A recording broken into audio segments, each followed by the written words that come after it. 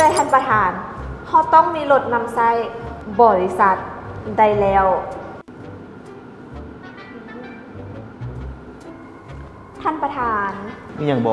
บริษัทเขาก็เติบโตหลายแล้วได้แต่ทุกมื้อนี่นะเวลาออกไปหาลูกค้า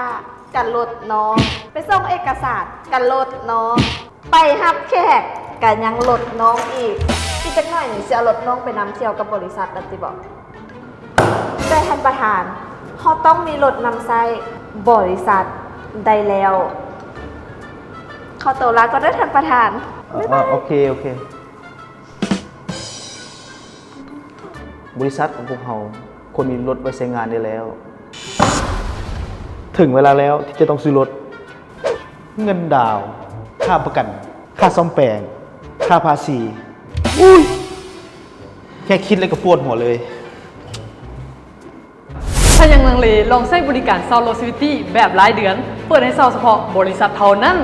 ครบจบในราคาเดียวขับเคลื่อนธุรกิจของท่านได้ทันที